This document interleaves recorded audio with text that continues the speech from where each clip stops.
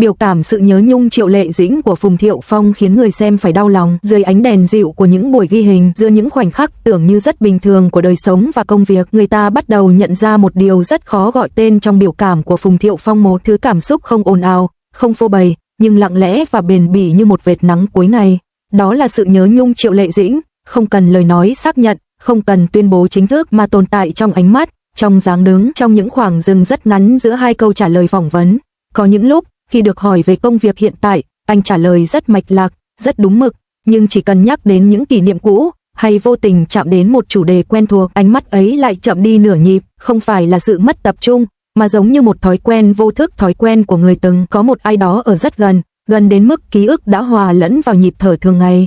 Phùng Thiệu Phong không né tránh câu hỏi, cũng không tìm cách kéo dài nó, nhưng trong khoảnh khắc im lặng ngắn ngủi trước khi anh trả lời, người tinh ý có thể thấy rõ có điều gì đó chưa từng rời đi. Sự nhớ nhung ấy không xuất hiện dưới dạng tiếc nuối kịch tính, nó không phải là nỗi đau xé lòng, cũng không phải là sự dằn vặt, ngược lại, nó giống một nỗi buồn đã được gói lại rất cẩn thận, đặt ở một góc yên tĩnh trong lòng. Có lúc, khi ngồi nghe người khác nói, Phùng Thiệu Phong hơi cúi đầu, đôi tay đan vào nhau, ánh mắt nhìn về phía xa xăm như đang lắng nghe một câu chuyện khác, câu chuyện của chính mình trong những năm tháng đã qua, và trong câu chuyện đó, Triệu Lệ Dĩnh luôn hiện diện, không cần phải gọi tên.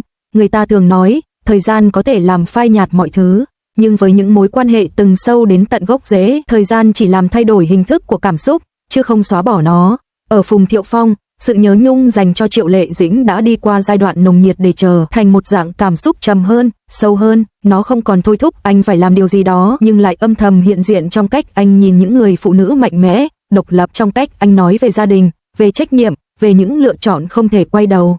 Có lần, trong một sự kiện, khi màn hình lớn vô tình chiếu lại một đoạn phim cũ có Triệu Lệ Dĩnh, Phùng Thiệu Phong chỉ nhìn lên rất nhanh rồi quay đi. Khoảnh khắc ấy diễn ra chưa đầy vài giây, nhưng đủ để những người có mặt cảm nhận được sự thay đổi rất nhẹ trong biểu cảm của anh. Đó không phải là sự né tránh, mà là một phản xạ tự nhiên, như thể anh biết rằng nếu nhìn lâu hơn, những cảm xúc được giữ kín bấy lâu sẽ có cơ hội tràn ra ngoài. Điều khiến sự nhớ nhung ấy trở nên đặc biệt chính là việc Phùng Thiệu Phong chưa bao giờ biến nó thành công cụ để thu hút sự chú ý. Anh không kể lể, không ám chỉ, không tạo ra những phát ngôn mập mờ. Thay vào đó, anh chọn cách để cảm xúc ấy tồn tại trong im lặng. Có lẽ, vì anh hiểu rằng, có những mối quan hệ càng nói ra càng dễ bị hiểu sai, còn giữ lại cho riêng mình thì lại nguyên vẹn hơn. Trong những cuộc trò chuyện hiếm hoi về quá khứ, anh thường dùng những từ rất trung tính, không trách móc, không ca ngợi, nhưng chính sự trung tính ấy lại cho thấy mức độ trân trọng. Bởi chỉ khi một người đã đi qua đủ nhiều cảm xúc yêu, tổn thương, buông tay, họ mới có thể nói về người cũ bằng giọng điệu bình thản như vậy. Và trong sự bình thản ấy, người ta lại càng nhận ra Triệu Lệ Dĩnh từng là một phần rất quan trọng trong cuộc đời anh. Sự nhớ nhung còn thể hiện ở cách anh đối diện với những khoảnh khắc gia đình. Khi nhắc đến con trai, ánh mắt Phùng Thiệu Phong luôn dịu đi rõ rệt. Và trong ánh mắt ấy, không khó để nhận ra bóng dáng của Triệu Lệ Dĩnh không phải như một người vợ cũ, mà như một người mẹ, một người đồng hành từng cùng anh chia sẻ trách nhiệm lớn nhất của đời người. Có lẽ, chính sợi dây ấy khiến sự nhớ nhung không bao giờ hoàn toàn biến mất, bởi nó không chỉ gắn với tình yêu, mà còn gắn với máu thịt, với một phần cuộc sống không thể tách rời. Có những đêm muộn sau khi kết thúc công việc, khi thành phố đã lên đèn, Phùng Thiệu Phong ngồi trong xe, nhìn những con đường quen thuộc lướt qua cửa kính. Người ta không biết anh nghĩ gì trong những khoảnh khắc ấy, nhưng đôi khi, sự im lặng kéo dài quá lâu lại là dấu hiệu rõ ràng nhất của một nỗi nhớ. Không phải nỗi nhớ khiến người ta muốn quay đầu, mà là nỗi nhớ khiến người ta chậm lại, suy nghĩ nhiều hơn về những điều đã từng có. Sự nhớ nhung của Phùng Thiệu Phong dành cho Triệu Lệ Dĩnh, xét cho cùng, không phải là mong muốn chiếm hữu, cũng không phải là hy vọng níu kéo. Nó giống như một sự thừa nhận thầm lặng rằng, có những người đi ngang qua đời ta, để lại dấu ấn sâu đến mức dù con đường đã rẽ sang hướng khác, ký ức của họ vẫn song hành cùng ta rất lâu, và điều đó không làm con người yếu đuối, mà khiến họ trở nên chín chắn hơn. Nếu có ai đó hỏi rằng, Phùng Thiệu Phong có còn yêu Triệu Lệ Dĩnh hay không, có lẽ chính anh cũng khó đưa ra một câu trả lời rõ ràng. Nhưng nếu hỏi rằng, trong lòng anh có còn chỗ cho cô hay không, thì biểu cảm của anh đã nói thay tất cả. Đó là chỗ đứng của sự trân trọng, của ký ức, của một mối quan hệ từng rất thật. Một chỗ đứng không ồn ào, không phô trương, nhưng đủ sâu để không ai có thể thay thế. Và có lẽ, chính vì sự nhớ nhung ấy được giữ gìn một cách lặng lẽ, không biến thành câu chuyện để mua vui cho công chúng, mà nó trở nên đẹp theo một cách rất người, như một đoạn nhạc cũ, không còn bật lên mỗi ngày, nhưng chỉ cần vô tình nghe lại, vẫn khiến lòng người trùng xuống. Triệu Lệ Dĩnh, trong biểu cảm của Phùng Thiệu Phong, không còn là trung tâm của hiện tại, nhưng chắc chắn là một phần không thể xóa nhòa của quá khứ, một quá khứ đủ sâu để khi nhớ đến, người ta không đau, chỉ thấy lòng mình lặng đi rất khẽ. Và chính trong sự lặng đi rất khẽ ấy, người ta mới thấy rõ nhất chiều sâu của nỗi nhớ mà Phùng Thiệu Phong dành cho Triệu Lệ Dĩnh. Nó không ồn ào để người khác nhận ra ngay lập tức, nhưng lại đủ bền bỉ để tồn tại qua năm tháng. Có những cảm xúc không cần phải được gọi tên, bởi càng gọi tên, chúng càng dễ trở nên nông cạn. Phùng Thiệu Phong dường như hiểu rất rõ điều đó, nên anh chọn cách để nỗi nhớ ấy sống cùng mình như một phần tự nhiên của cuộc đời.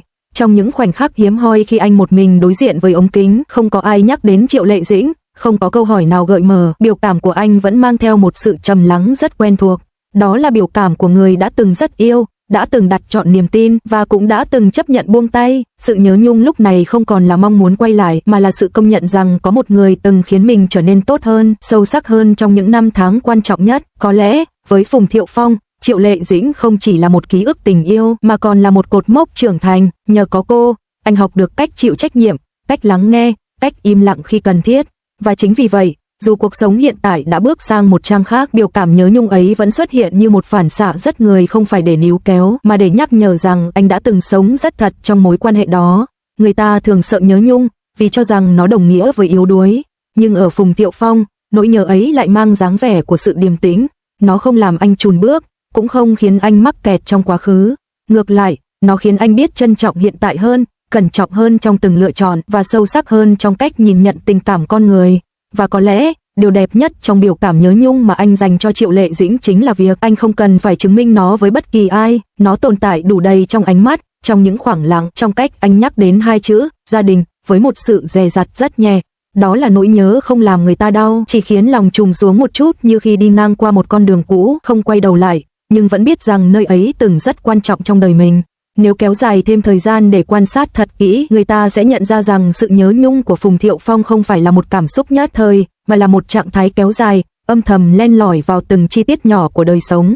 Nó không bộc phát trong những khoảnh khắc cao trào, mà hiện diện dai dẳng trong những lúc tưởng như bình thường nhất, khi anh ngồi lắng nghe người khác nói, khi anh bước chậm lại sau một sự kiện, hay khi ánh đèn sân khấu đã tắt mà anh vẫn đứng yên thêm vài giây như chưa sẵn sàng rời đi. Có những buổi phỏng vấn, câu hỏi đã chuyển sang chủ đề khác, nhưng biểu cảm của Phùng Thiệu Phong vẫn chưa kịp thay đổi. Ánh mắt anh giữ nguyên độ sâu ấy, đôi môi mím nhẹ, gương mặt không biểu lộ rõ cảm xúc, nhưng lại chứa đựng rất nhiều điều chưa nói. Người ta thường chỉ chú ý đến những gì được thốt ra bằng lời, nhưng với anh, điều quan trọng nhất lại nằm ở phần không được nói, và chính phần không lời đó, khi kéo dài theo năm tháng, lại trở thành dấu hiệu rõ ràng nhất của một nỗi nhớ chưa từng tan biến. Sự nhớ nhung ấy không khiến anh tìm cách níu kéo quá khứ, nhưng nó khiến anh thận trọng hơn với hiện tại. Trong những mối quan hệ mới, Phùng Thiệu Phong không còn sự nồng nhiệt bộc phát như thời trẻ.